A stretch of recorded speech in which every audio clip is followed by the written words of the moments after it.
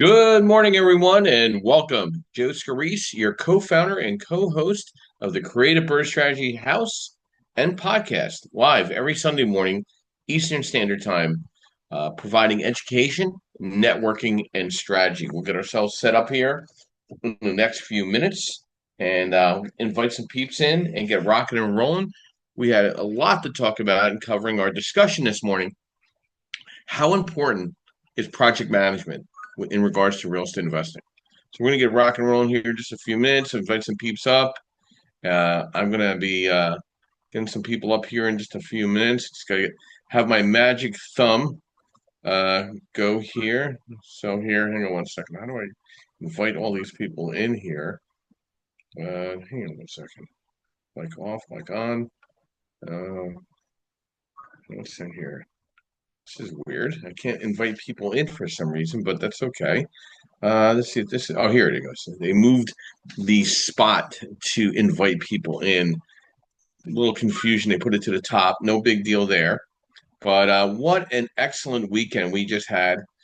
Saturday we had our official first ultimate white label underwriting class. We had 35 people in the room at the rooftop deck at TCS Property Management down at Second and Chestnut. People traveled in from Rochester, New York, Pittsburgh, Central Jersey. It was a lot of excitement. A lot of excitement. People were really. We were there from 9 a.m. to about 4 or 5 p.m. and we got it all covered. We dug into it. We went into intuition skills and underwriting and just a whole lot of information was just give and take. It was really amazing, very transformational. Not just for I feel like for myself, but I hopefully the transformation really helped for a lot of people to consider whether they want to be a capital partner with me at Lend Investor Capital, or do they want to be a referral partner, or do they just want to be a damn good real estate investor? Okay, and we really dug into um, just all the details: SFR, multifamily, mixed use, fixed to rent, fixed to flip, new construction. We covered unsecured business lines of credit. We covered LLC formations and working with a registered agent. We're going to be providing everyone there the scope of work worksheet, how to really break down a project and renovation. We're going to also show how to fill out your experience level on a spreadsheet as well. Very, very intense discussions throughout the morning. It really, I think it went really well. And we had some drinks afterwards and had a nice time. It was a lot of fun. But yeah, I look forward to Central New Jersey and Perth Amboy, and then New York in January. We're scheduling South Jersey in February. March will be in Lehigh Valley, and then we'll probably go into Delaware and or Maryland, or a combination of two, like more the Delmarva area. And I think from there we'll probably be in Virginia. And then we'll just keep moving it along. Maybe up in Connecticut, that'll be in there. Massachusetts. We'll just keep growing it out. I know I'm going to have one in Florida as well, down near the St. Pete's area.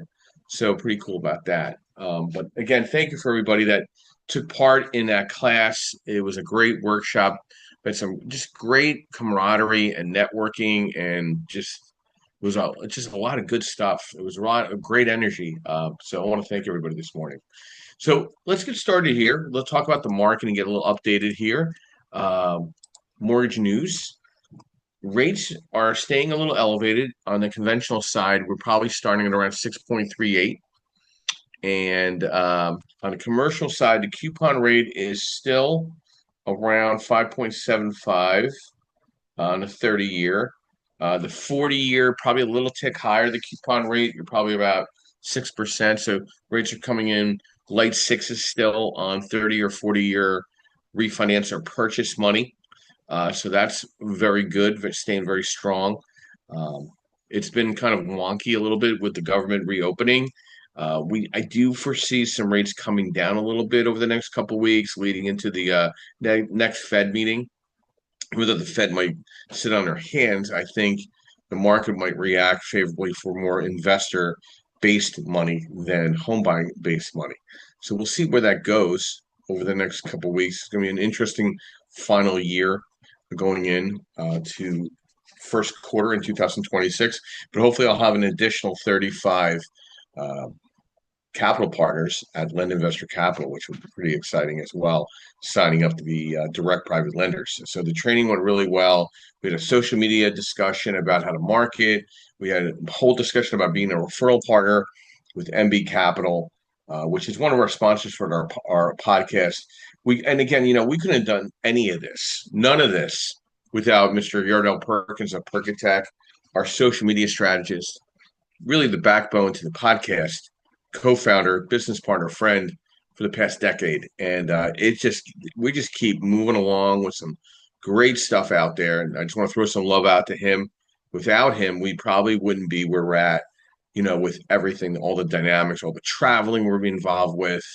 He might come on the road with me in December, take a couple days to travel to a couple different places. So I'm trying to convince him in doing that.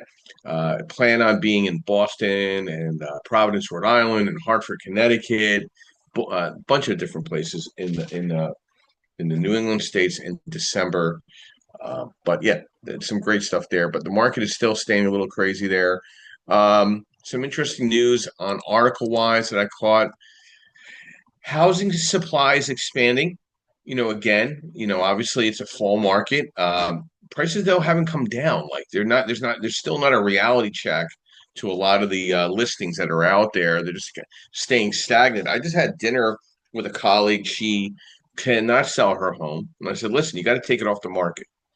You got to just completely erase it from the market and start up again in the new year. Maybe talk to a property management company and get comfortable." She plans on moving to the West Coast and leaving this home on the East Coast.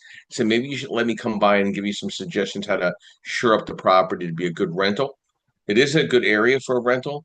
So I put her in touch with a property management company locally to where I'm at. And she listened because she's realizing that they keep dropping the price on her. I said, listen, that's not helping you selling the property. In certain markets, the supply is there, but the days on the market are expanding. It's very much a real estate investor market right now. Um, so I would just, for the home buying, I think it's going to completely slow down to not a near halt, but I think it's really going to be out of necessity, depending on what market you're in throughout the United States. So that's an article that caught my eye. Another article that caught my eye. Um, so U.S. home supply forecast is to increase recovering housing market. So if the inventory increases, values or listing prices should come down, comps should come down. That could impact our for a lot of burst strategists and or potential flipping. But I think it's a good thing. And with the 50-year mortgage swirling around for probably the FHA type of environment for home buying, it could be a nice spring market, post Super Bowl and see what that looks like for home buying or flippers getting back on some properties back on the market. So that's an interesting perspective that I saw this morning. I do put out a newsletter of article of information on my LinkedIn. So if we're not connected on LinkedIn, I probably put out a newsletter of content or an article that I like putting together probably Monday through Friday, at least one a day, and amongst all the other posts that we have with our social media team, uh, doing updates to our events as well, and real estate mastermind strategies. We're now two times a month in Philadelphia. That's second Monday, 6:30 p.m. Second Saturday is 10 a.m.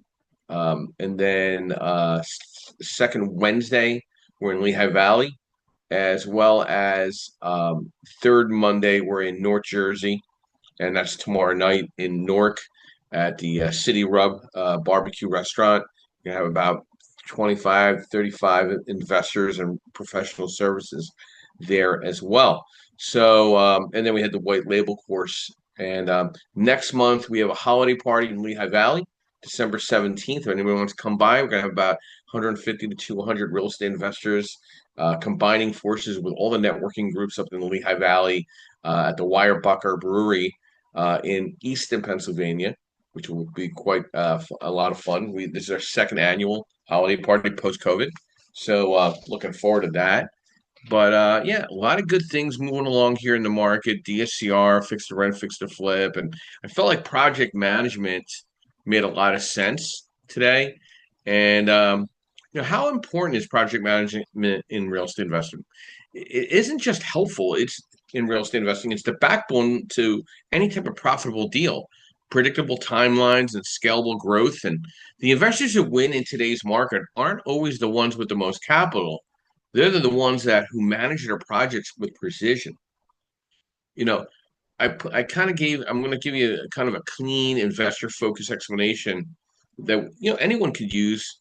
To educate themselves. Like, it's about protecting your budget. Clear scopes of work, vendor and contractor accountability, change order tracking, weekly cost to complete reviews. Reducing timeline risk, keeping inspections on track, material delays resolved, crews sequenced properly, and rehab phases tightly coordinated. And knowing where the RTL, meaning the fixed to rent, fixed to flip market is going and everything's going virtual, all our inspections now are virtual. Okay, all our appraisals are now virtual in the fixed to rent, fixed to flip space. So everything's now done by your phone and taking pictures. Okay, and I feel that might even transpose into the DSCR space soon enough. But I'm telling you, this is getting very fast. Closings are taking 7 to 12 days for fixed to rent, fixed to flip. New construction maybe 2 to 3 weeks because it's all virtual. DSCR now is closing 15 to 20 days if your projects are stabilized and done correctly. This also protects your lending and your compliance with the lender, whoever you're doing your DSCR bridge capital with. A clear budget organization, draw schedules, a scope of work consistency, accurate documentation and transparent progress. You know, it supports a better decision making. Are we ahead or behind schedule? Is the rehab on target? Are we burning contingency funds? Does the exit still make sense? And it allows you to scale, standardized scope of work templates. I provide anybody that needs one, please let me know. Of course, I'm gonna be setting it up with some of the 35 attendees for yesterday. You want to have repeat contractor relationships, clear communication channels, and centralized documentation and predictable timelines. You know, project management is the difference between a side hustle investor and a true real estate business. Time, capital, relationships, reputation, exit strategies. Strong project management turns a good investment into a great one and protects investors from the landmines that destroy deals. So let's get to our moderators this morning. Really appreciate them stepping in. A couple of them were present at the class yesterday, but we'll always go ladies first. Of course, we got to be gentlemen. We have some roses amongst the thorns. Miss Amy, good morning. Welcome. Brief overview: who you are, what you do, and thoughts to how important is project management. Hi. Good morning, Joe. I am Amy Palvido. I am a longtime real estate investor and developer. Been doing construction and real estate since 2003. I also am a tech founder, and and in the other hat, I also chair the U.S. PropTech Council, which is real estate technology industry in the United States. So I do a couple of things, but yeah, and so of course, project management is the difference. I mean, I started real estate investing back in 2008. I came from a construction background, so project management was fairly easy. That's all a construction project is. Entirely project management. It did give me a leg up as a real estate investor, I will say, partly because I understood construction. I had the supply chain kind of figured out on the construction side, but it didn't give me a leg up when it came to like leasing, or I had to learn all the facets of real estate investing. When I worked with a bunch of real estate investors early on, I will say, obviously, construction and project management was probably one of their worst skill sets if I were to average and put real estate investors together. So this is a good topic, Joe, because it's something that most real estate investors need to learn. And if you don't if you're getting into the real estate investing industry and you don't come from project management background, you're gonna have to learn it. I mean, you can't do it without it. So it's kind of crucial to you. Look for, obviously I'm the technology chair, so look for technology that's out there to help you, because there's a lot of it. But you do definitely need to learn it. Is one of this between an okay real estate investor and a great one. Is how do you manage? Because can you imagine at one point I had three multifamily developments going on at the same time in different states. When I was in my construction days, I had projects. We had projects we were building in 16 states. So if you don't have good project management and good controls, it'll get away from you. And in real estate, the one big thing is it will, like, you'll overspend horribly because you just didn't project manage well. Every time you run to Home Depot to pick up supplies, I would kill people. I'd be like, why didn't we have this before? I mean, yes, crap happens and you have to run to Home Depot every once in a while, but 95% of your materials should be thought through, well planned, bought, all those other things, so you're not having to run to Home Depot to get all this stuff all the time, because every time you run to Home Depot, you're spending 30% more than you should be spending. So, and then that's just little things, but they add up. So Great it's stuff. topic. Thanks, Amy. I did a little project management myself over the last day and a half on getting set up for the event. I went Friday, set the whole all the lunch, the snacks and everything up, the tables, the wires, because everybody had to bring their laptop and stuff like that. Guess what? Yep. Saturday morning was seamless. Like I was Yep. already at the 20-yard line with I had three hulking guys carrying me into the end zone. So what I guess that was a form of project management if you think about it. And It's just planning, right? It's planning, and then planning for contingencies, and then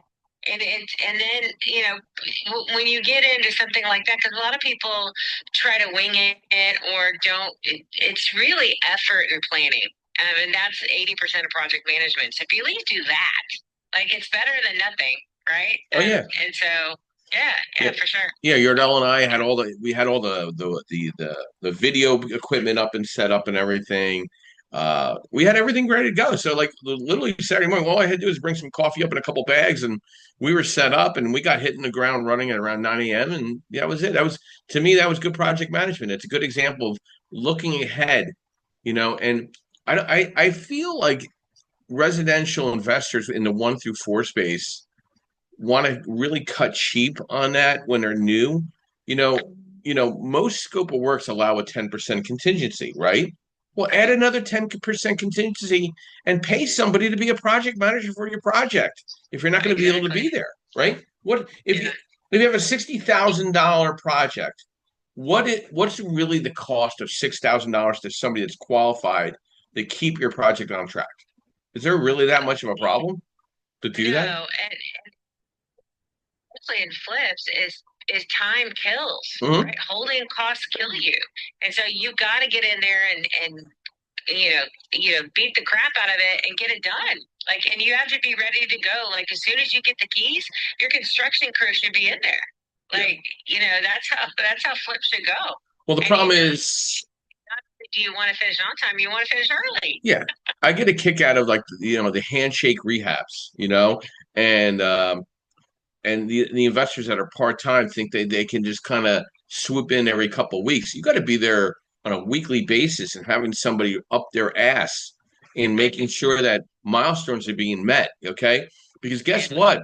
A lender is not going to release money if things are not released. Like, oh yeah, we're going to be taking care of this next week. Can we get the money now? No, you're kindly not going to get a burger today and pay me next week. Okay, it's not going to happen.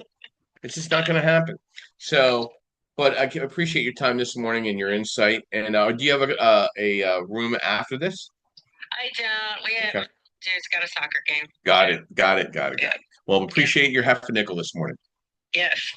All right. To our next rose amongst the thorns, Miss Melissa.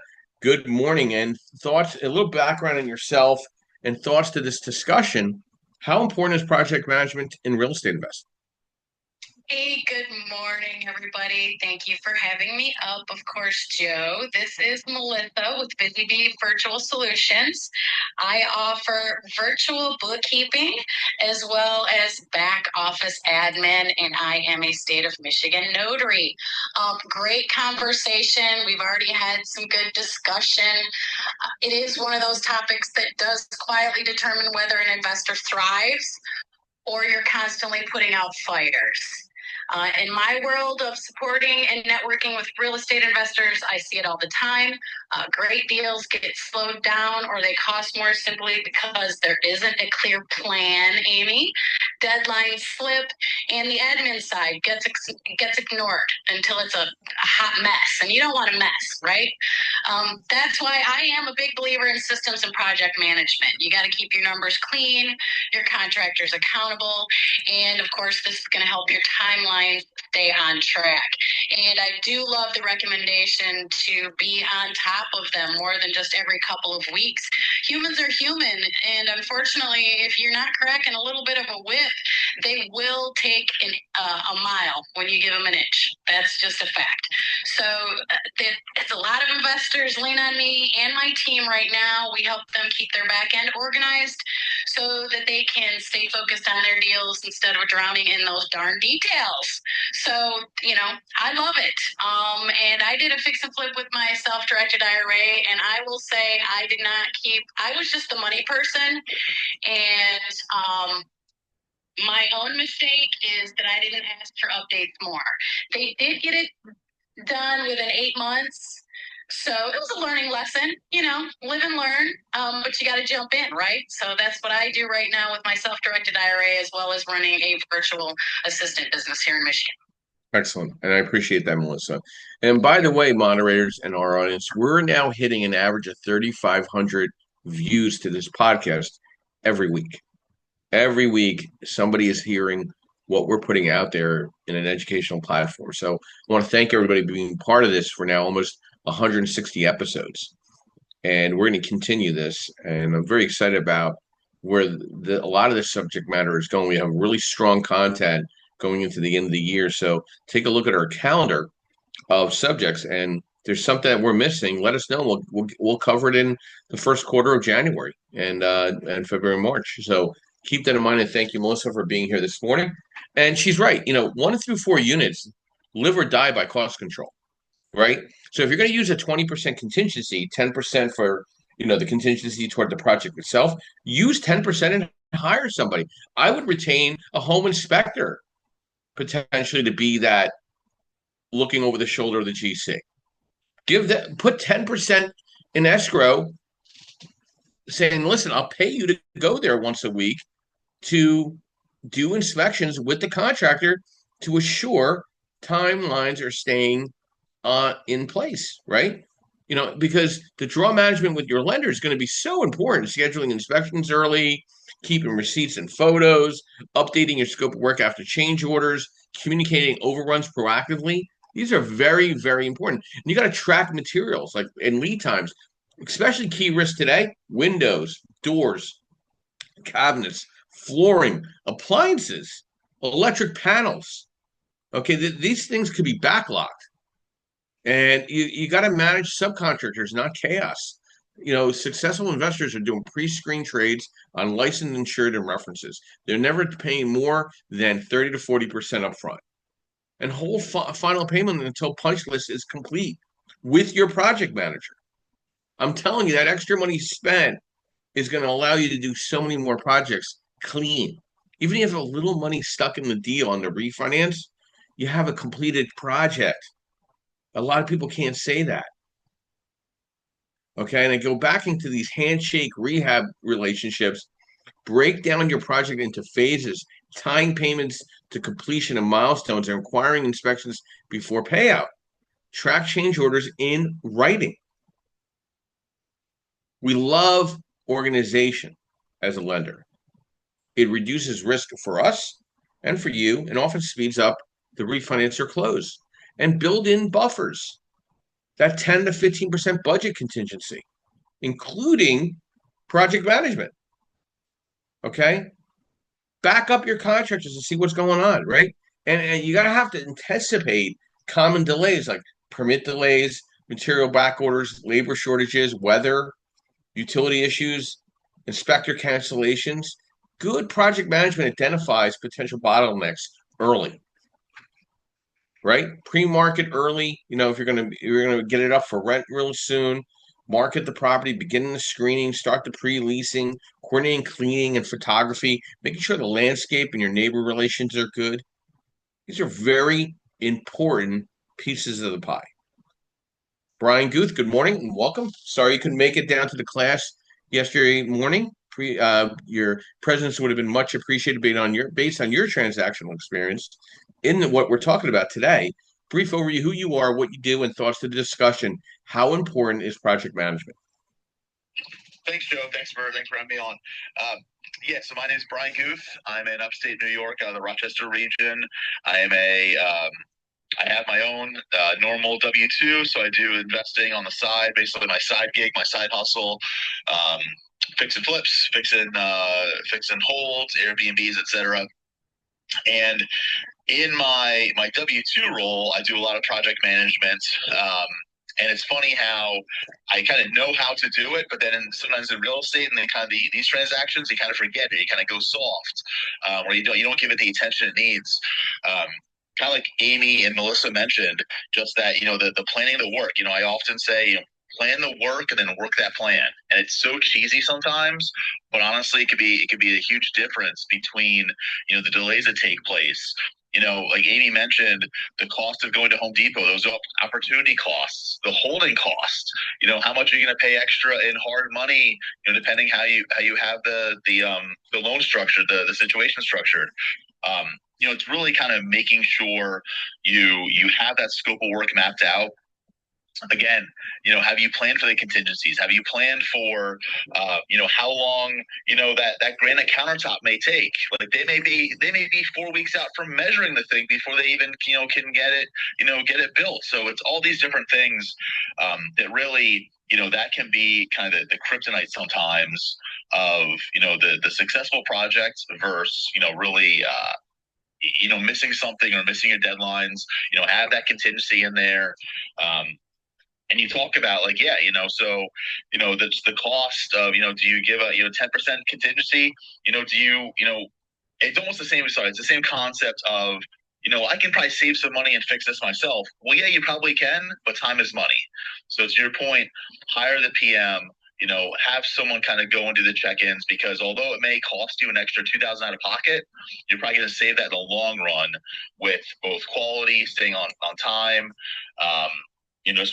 From holding costs, opportunity costs, all that fun stuff. So it's one of those things I need to get better at, admittedly. But yeah, it's a great topic, and it's one of those things I think the newer investors, we aren't always as good at it, but it comes with experience. And so if you're a newer investor, I would say, you probably need to get burned once before you really pay attention to it. But if at all possible, pay attention to this, give this the attention it needs ahead of time before you get burned. I'll pass it back. Hey, Brian, some thoughts to what is the difference to you right now in an occupied unit that you're doing a rehab loan with versus one that's empty? Okay. So because now sometimes you have to buy these properties with a tenant sitting in it. What have you done to address those issues there in the tenant relationships? Because it's not really a neighbor issue; it's a tenant issue. So how do you lay out those bullet points of discussion when you have the tenant in place already that you're going to kind of work around? Yeah, it's a challenge. I mean, for that reason, I will try to get a property that's going to be vacant, but oftentimes in a multi. So usually, if it's a single family, if I'm intending to rehab it, I will make sure it's vacant. Like that's part of the that's a property I go after. But if it's a multifamily, it's having those discussions. So maybe three are empty, one's occupied.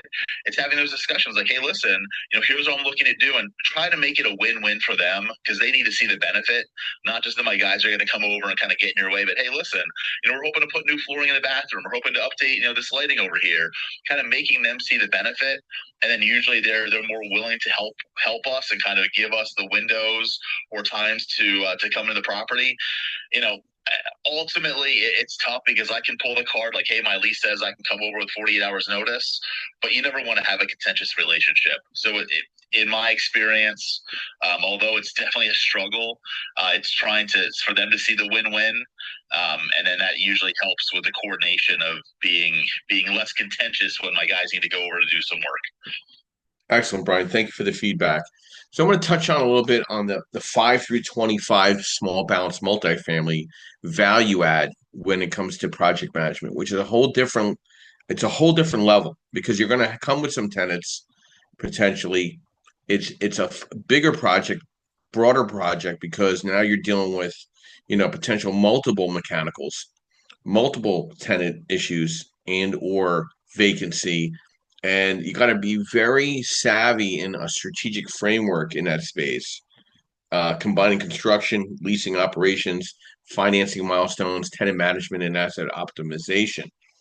I would highly suggest, if you don't have experience in that 5+ unit, partnering that first deal with that individual that does, because any good lender, now, if you've done 10 rehabs and flips in a market, and it's all 1 through 4, and suddenly you want to do a 5+ unit, say 5 through 10, yeah, we can convert the amount of volume there. But if you've not done at least 5 rehabs completed and held and or flipped, I'm not going to be real comfortable with that 5+ unit for you, because I'm going to get concerned that you're not going to be able to level up. So definitely have a deeper discussion with your lender, because I'm going to do a stress test on your background, and I'm going to hone in on what you've done very specifically to make sure that I get comfortable with that bigger project, right?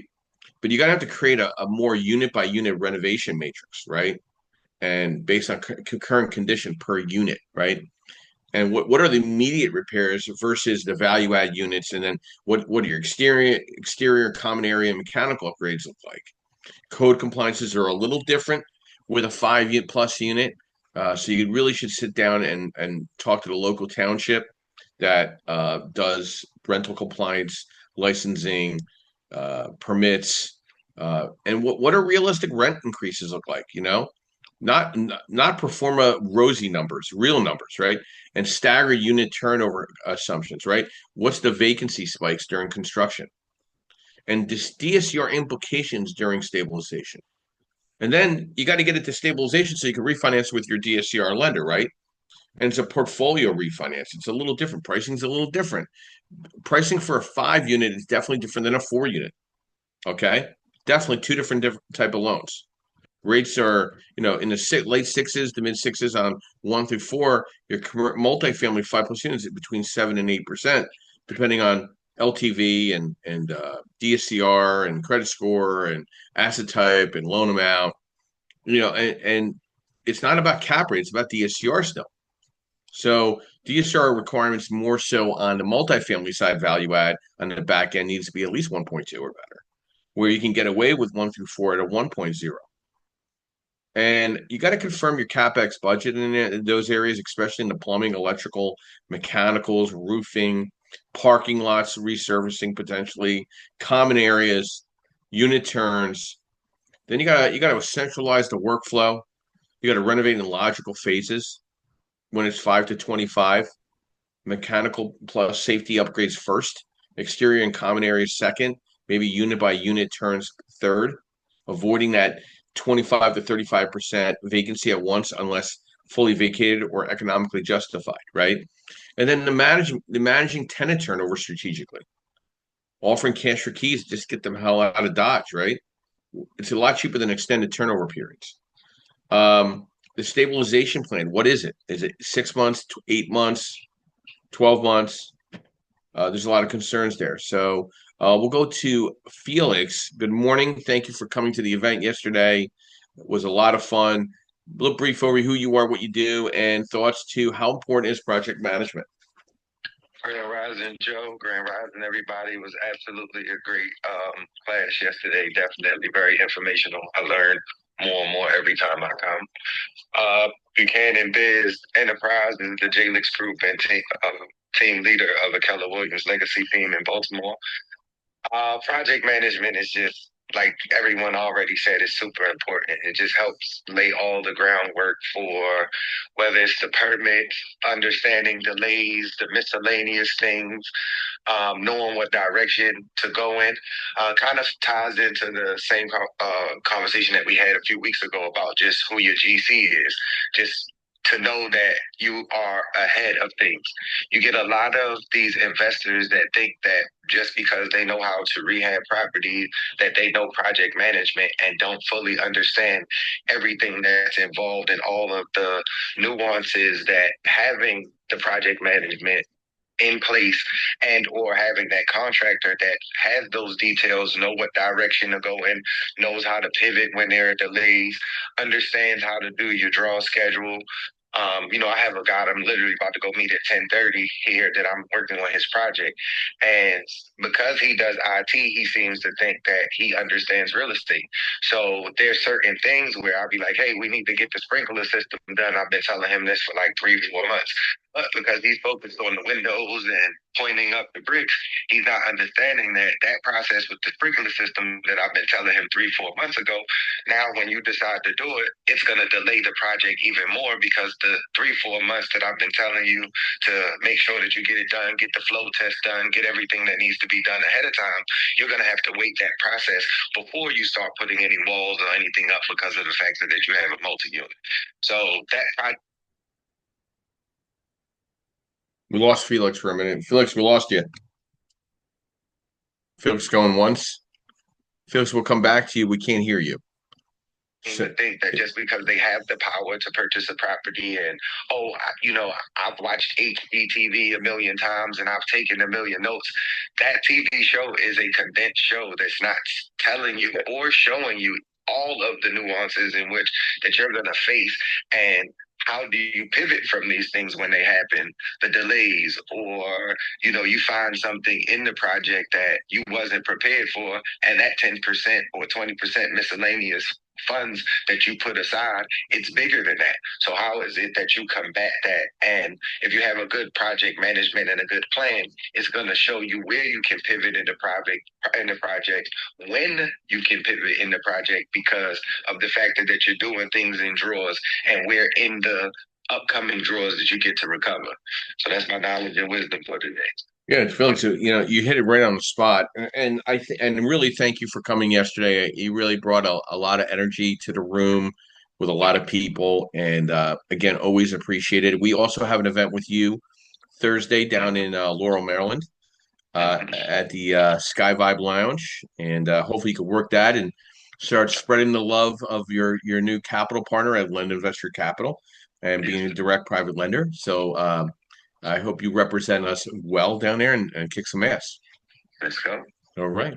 So asset management during value add, tracking your KPIs weekly, right?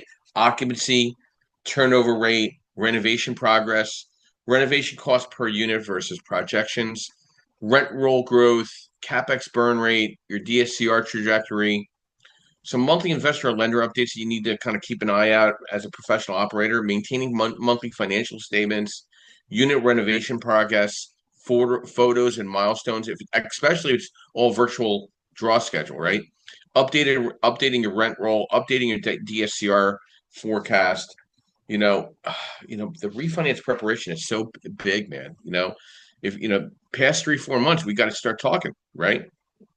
We got to see a clean P&L, trailing 3-6 months income. What's your deferred maintenance? Even after you renovate a property, there's still deferred maintenance. Updating your appraisal package for the recertification of your value. Okay, know your numbers for disposition, right? So these are a lot of important factors if you're doing volume. Mr. Sushin, good morning and welcome to one brief overview who you are, what you do, and thoughts to our discussion. How important is project management, especially in the Pittsburgh market? Sushin, are you there? Sushin going once. Sushin going twice. There you go. Yeah. Hey, thanks, Joe. Sushin Munkur, primarily focus in the 1 to 4 small multi-units in Pittsburgh. I mean, this is, I think, like everybody else has said, right? It's the centerpiece of everything, of how successful any project that you do is. And even though I've done, gosh, we have about 30 odd units now over the past couple of years.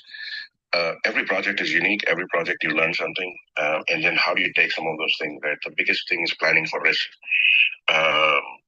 Just last week, had a conversation with a contractor where we had basically put in a clause in the contract saying, if there are delays, we're going to penalize them. I specifically talked about the weather, said, hey, let's finish the outside work first when the weather's warm before, winter sets in Pittsburgh. And they were like, no, we'll do it. And so we added that in the contract. And lo and behold, right now, we're having issues that they had snow. Instead, we couldn't do stuff outside. And they want payment. And I said, no, I said, you were told, we brought this up. So stuff like that, planning for, these things. I think somebody else mentioned about, countertops and how long that takes, right? Cabinets, you order them in time, but when they come, they're damaged. Getting replacements can take time. Like planning for all of those contingency, I think, are like key when it comes to this. And like you mentioned, we have now what we started doing for flips, higher flips, are having someone dedicated to getting the permits up early, following up with the contractors, making sure we're ready and that every inspection is going to pass before we set an inspection. I think is key because that at least in Pittsburgh, once you fail something, it's a minimum of 1 week for the next one. So you don't want to lose that time. So I think keeping all of those things, I think, is crucial. So you've done 30 rehabs in the Pittsburgh market, very concentrated. What has been your timeline and completion of projects right now on average? Are you tracking that? Is the goal 3 to 4 months per property and stabilize within fifth month or 6 month? Is that a game? Is that what you're thinking in some of these projects? Or sometimes you can't, like if it's a heavier rehab, it might take 6 months, right? So, what's your thoughts on that, especially in the Pittsburgh market, which is still a very good barrier of entry in the 1 through 4 space? What should be a realistic marker for an investor in that kind of market? Because I feel Pittsburgh is a good testing ground for like other markets like Rochester and Albany and Richmond, Virginia. I think that's that type of size market. So what's some advice would you give to somebody? Do you take on a heavier rehab? Do you stick to more the medium rehab? You're kind of past all that. So for somebody coming up in the ranks, and somebody that's done 2 rehabs and maybe coming in a Pittsburgh market, what's your thoughts on that? What's the winning formula? I would say I think the key there is trying and picking up medium rehab projects, right? With Pittsburgh, what we find is most homes typically look at the main item, right? The electrical, plumbing, because most houses those are really old. So I prefer to just kind of go in and fix those things first. So I target, depending on where you are, what areas of Pittsburgh, I target about 3 to 4 months completion in general, knowing that if it's in the city, within the city limits, it takes longer just because you have to have permits for every single thing and inspections, and those are what really takes time and delays everything. So if you're doing it within the city, realistic, I would say is 6 months. But outside, you can probably we target 3 to 4 months. We took on 2 recently, Joe, that you're now helping me with, right? That we got that in July. I think end of July is when we actually closed the deal, and within 3 months we were done. And now it's already in the process of being rented. So that's what we target for. But if it's within the city, especially in very high visibility areas, you have to be careful because inspections and all could add another month or 2. So do you foresee yourself scaling to the 5+ unit environment? Because I think there's still good inventory in Pittsburgh, a market like Pittsburgh, for that 5 through 12 multifamily value add in certain neighborhoods. Have you looked at any of that? Or are you still sticking to the model of 1 through 4? So I think next year that's our plan for 26 is to start looking at some of the bigger ones. Okay. We've kind of, the goal was to get everything that we have stabilized, fully rented. I think we're at about 85%, which is good. 85% occupancy, which is good. But we want to make sure we fill some of those vacant ones. And then next year possibly look at going into the larger ones. So you're not intimidated by being an out-of-state landlord. Are there any other markets are you looking at right now? Are you sold completely on Pittsburgh, or are you looking at other markets potentially throughout the country that are relevant to Pittsburgh type of barrier of entry? We're definitely, obviously Columbus has changed a lot, but we're looking at Columbus as another market. Yeah. For me, the criteria is 4 hours, right? Drive, generally about a 4 hour drive from where I am. And yes, I'm out of state, but for me, Pittsburgh's like about 3.5, 4 hours from here. And I typically will go to check on these things. Sometimes, once a week on Saturdays, like I'll leave here at like 5 in the morning. I'm there. I spend the whole day at various projects, and then head back that same evening, right? It also keeps the contractors on their toes, because they know work has to be done otherwise. Because I've seen in the past where I've asked them for updates, and they'll say, "Oh yeah, we're good here, but when you go and see, stuff is not done." So. Yeah, great stuff, Sushina. And by the way, for your guys like yourself that are looking at more of a high volume, such as Brian, yourself, Felix, and Steven, we are now virtual on all fixed to rent, fixed to flip loans, meaning we do all AI, very quick closing, 7 to 10 days, as long as title's clean. So love to follow up with you sometime this week to discuss that and what that looks like. All virtual draw schedule requests, everything done by your phone. So something to think about as you're going into quarter 1. Yeah, would love it. Thanks. My pleasure. And thank you for coming on here this morning. So, Susheen and Brian and Steven and Felix, these guys know, the better investor is not going for the heavy gut to studs. They're looking at that medium rehab to get that property stabilized, because time will always kill a deal. Amy said it, Melissa said it. I mean, this is very common denominators here. You know what I mean? So, and really food for thought, especially if you're going to try to play lender or capital partner with a direct private lender, right? You got to be realistic with your clients. I mean, okay, great, the rate is this, but if you can't get finish the project, it doesn't matter what the rate is, right? Completion is everything. Closing of something is easy, right? But if you don't complete something, you're kind of SOL. Hey, Matt, good morning and welcome. Thanks for coming out for our workshop yesterday. I hope you enjoyed yourself. Brief overview who you are, what you do, and thoughts to how important is project management. Matt, are you there? Do you know how to unmic?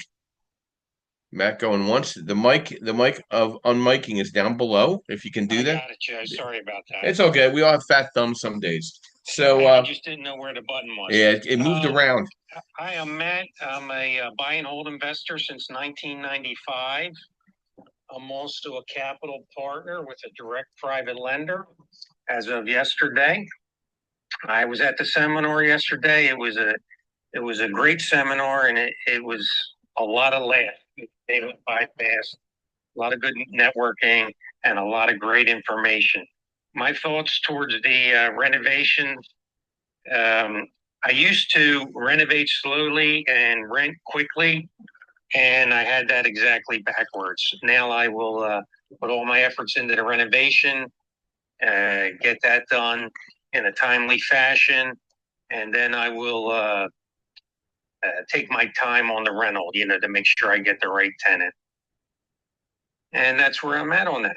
So what, Matt, what light bulb went off first in the presentation yesterday, the workshop, throughout the day, what was something that you could relate to that you're like, wow, I didn't think about that, or what, hey, that's something I need to apply looking at future endeavors. Is there something there caught your ear that really stood out?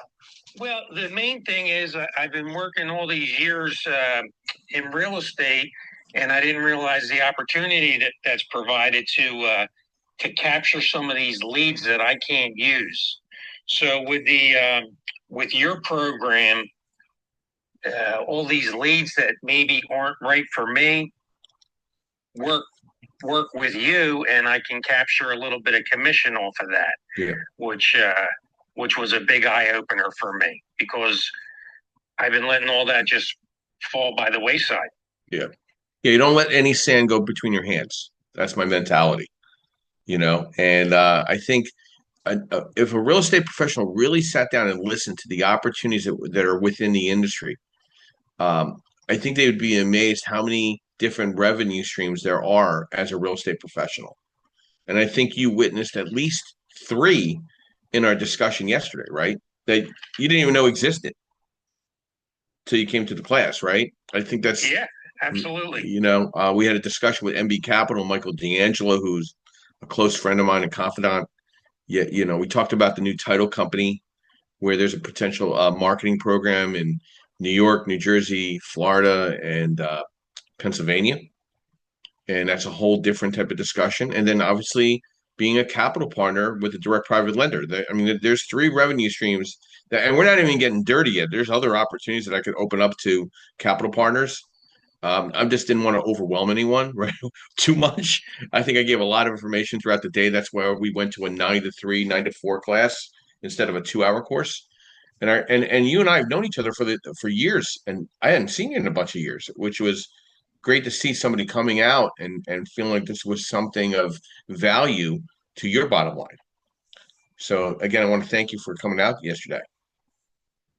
Thank you, Joe. I really enjoyed it, and I'd recommend it to anybody, even if I didn't go down there with the idea of coming out with so much great information. I went down there to learn a little bit, and I came out with a lot more than I bargained for, so it was well worth the time. Thank you. Matt, thank you very much. And again, thank you for coming on this morning. So, big thoughts for real estate investor project management strategies. Every project lives or dies on the first 10% of planning. A project without a schedule is a project without profit. Investor or ROI equals contractor management skills. The investor who controls the information controls the project. You can't scale chaos. Value minus add equals risk minus add unless you manage the variables. Overcommunication beats the assumptions every time. The best investors are obsessive about punch lists. Expect the unexpected because it will happen. Great project managers don't react, they anticipate. Great project management is a bridge between vision and value. Stephen, good morning. Thank you for coming down yesterday all day and spending some time with us in Philadelphia.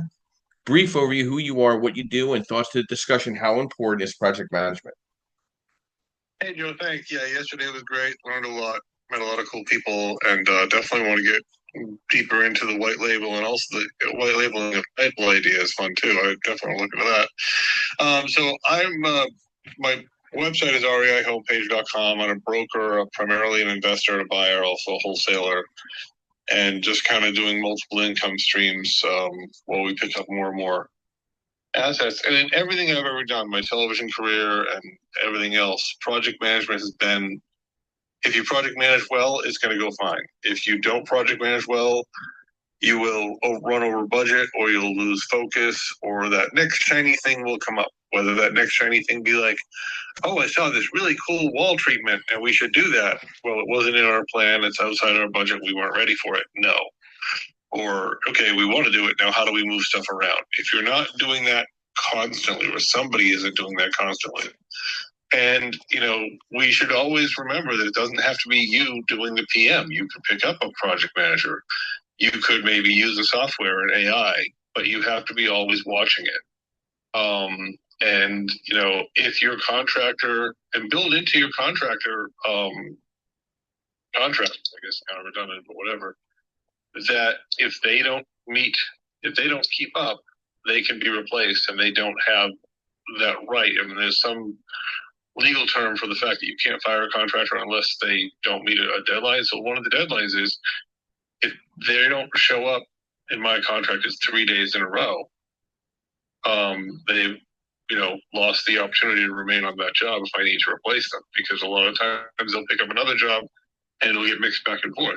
If it's not clear in your contracts with your team, if somebody isn't watching those things, the guy's going to pick up another deposit, going to start working on another job to slow yours down. So part of project management is milestones. They're going to have the walls drywalled by this date.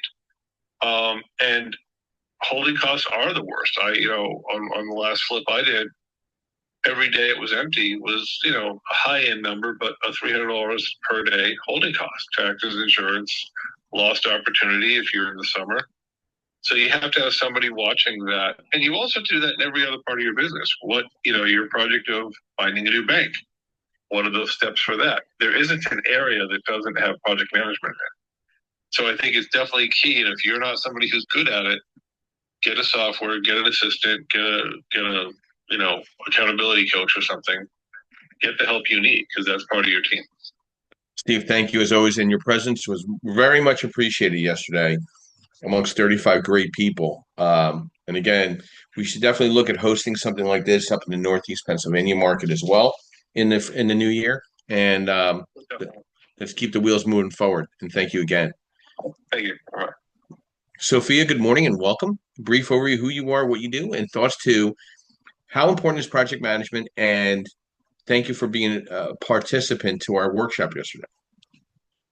Yes, good morning. Sophia Funches, real estate professional in New Jersey. I had a really productive, amazing time yesterday at the workshop. I learned a lot.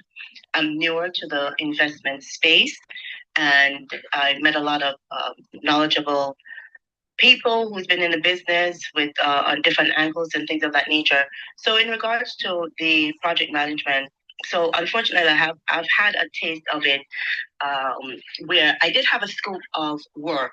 However, I did not have timelines that were linked to the work, and it cost me. And I did not budget for the extra 10% or 20%, and no exaggeration, it must have cost us anywhere between $30,000 to $50,000 out of pocket extra, because of when they open up the walls or the replacing plumbing, and all of a sudden there's something else that they've seen. So lessons learned: don't have a blank check. Yeah, that doesn't work. And just really, the GC was very good. However, I needed timeline. Obviously, I need more understanding and knowledge and structure in putting a project together. So it's very important to have the project management or someone on site. We were always on site. However, the project took a little longer. So lessons learned moving forward. And I look forward to attending more of the workshop. One other question: where can I find your tentative schedules for upcoming workshops? Or that's easy. You just go to josephvscarice.com, Sophia, josephvscarice.com, and you go to the events link. They're all there. Everything's there. December's updated, January's just about updated, and February's just about updated. But yeah, because I'm also traveling quite a bit, as you know, so I got to kind of I cut back on certain locations because of the events that are out there right now. You know what I mean? So, Sophia, yes, thank you. Thank you very much. So thank you. I was happy to be here. Thank you for inviting me up on stage. No problem. And Sophia, is there one thing that caught your ear at the workshop that you can apply right away that separates a lot of things for you now thinking forward? So many, right? Just networking and knowing terms, knowing conditions, knowing the scope of project that I can manage and stay in my lane, right? And so that definitely made a difference. It was impactful, and like I said, just learning different categories of loans and things of that nature. So it was very, very informative. And you got to meet my wife. Nobody believed that I was married, so they didn't realize how beautiful my wife was, right? So that was kind of fun, right? It was absolutely fun. Beautiful, personable, warm, knowledgeable, just inviting, and she's an amazing woman. And so are you. Thank you. Thank you so much. Yeah, and thank you for hosting the chat and drinks after. oh, absolutely, it was a lot. That was just as fun. That was a lot of fun. So yeah, we had a great time at a nice little dive bar across the street from the rooftop deck, which was great. My wife is an entrepreneur as well, and she offers a wellness center and a school for massage therapy and student clinic massage for anyone that wants to come down to Philadelphia. We get something scheduled for you guys. She also owns a chair massage company that's national and can provide chair massage for conventions, expos, booths, offices. It's a great shoehorn for me to provide appreciation back to some of my clients. I'd like to get some final thoughts from Amy on this discussion on how important is project management this morning. Hey, it's extremely important. If you don't have that skill, don't lose money. Just go hire somebody who does have that skill. It'll turn you off from real estate investing faster. And real estate investing at the end of the day is true wealth building. It creates wealth. So don't shy away from it because you just don't know how to project manage. Just pencil in, make sure it pencils to have you hire someone to do it, right? You don't have to do everything. If you're not good at it, you're not good at it. It's okay. You can be good at other things. But I would say, especially earlier on when we're talking about getting out of 1 to 4 and going from 5 to 25, when you jump that unit count to 5, you're now in commercial land, and it is a different ball game. So please, my advice to you would be to partner, because you'll get yourself in a world of hurt. I think what everybody feels is you feel the pain when you don't project manage, but it really isn't the project management per self. It's the surprises. And the surprises come up more on the commercial side. And you feel like you're not project managing well, but it really is these lessons that you have to learn of all the things around code compliance and all these other different things, because now it's commercial that you didn't have to really know before. So, but I just my best advice to you as you grow and scale is to partner. So there you go. You hit it right. The other half a nickel on the back end. Yes, exactly. Amy, thank you as always. I want to thank our moderators today. This podcast would not work without them. So, please follow them, reach out to them, try to grab a one-on-one with them. These are real people that I know, okay, that I've had communication with over years, not weeks. Okay. And none of the information that they're providing is scripted. They're coming right from their heart, on some really great content. And who is a great project manager for your residential rehabs or multifamily, for that matter, 5+ units? A great project manager in real estate investing is not just someone who knows construction. It's someone who understands construction plus finance plus timelines plus investor outcomes. They think like an investor, not a contractor. They're very concerned with holding cost, ARV targets, DSCR requirements for the refinance, required cash on cash, and minimum profit spread for a flip. They create tight, realistic scopes of work, being specific, itemized, milestone-based, consistent with comps, aligned with the lender guidelines for draws. They build schedules that protect your money, lead times, inspections, change orders, contractor availability, material delays. They manage contractors like a professional, daily or twice weekly check-ins, like Sushin was saying, progress photos, quality control, clear milestones, pay when complete, not deposit heavy, ensuring subs don't disappear mid-project. They also communicate like a deal partner, honest updates, problem alerts early, weekly reports, budget versus actual tracking, inspection tracking, lender draw coordination, sorry. They document everything, photos, invoices, change orders, receipts, permits, inspection sign-offs. They protect your ARV. They're not afraid to fire slow or sloppy subs. They build repeatable systems. The real answer is a great project manager is someone who can deliver your project on time, on budget, and on ARV. If they can do all these 3 things, they're worth their weight in gold. I want to thank our moderators this morning. I want to thank the attendees for the white label course yesterday. Fantastic. A lot of great stuff came out of it. We're going to be traveling and putting this on the road for a lot of other real estate organizations and investor groups throughout the Northeast, hopefully go national. I want to thank our sponsors, of course. Mr. Theodore Perkins of Perkatech is the backbone to this podcast, the events, networking, websites, everything. You should have a consultation with him if you're looking to build out funnels and opportunities. I want to thank MB Capital, which is where I'm a referral partner. They were part of the workshop yesterday. Definitely want to be a referral partner with them for unsecured business lines of credit. I want to thank Real Estate Mastermind Strategies, where I'm holding events currently in the Philly market, Lehigh Valley market, North Jersey market, and supporting the white label workshop, which is monthly now, and then our monthly podcast, of course. And I want to thank Lend Investor Capital, where you can now be a capital partner with a direct private lender. You could be a referral partner and get paid up to 1% origination, or you could just come direct to investor. And let's have that discussion. What separates us from the rest is communication, clear timelines to close, the opportunity of support with a support team and operations team. And I really look forward to the ongoing relationship with everybody. We're now hitting close to 160 episodes.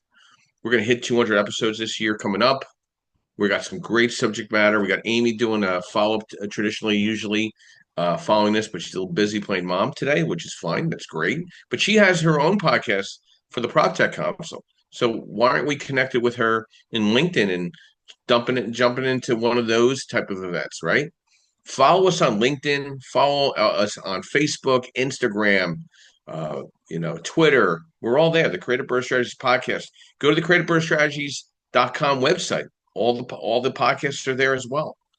My quote this morning: 2 things define you: your patience when you have nothing, and your attitude when you have everything. Have a blessed Sunday. Have a great week. We'll be back here Sunday morning next week with another great subject of education, networking, and strategy for real estate professionals. And everybody have a blessed day. I'll be ending the room in the next 30 seconds.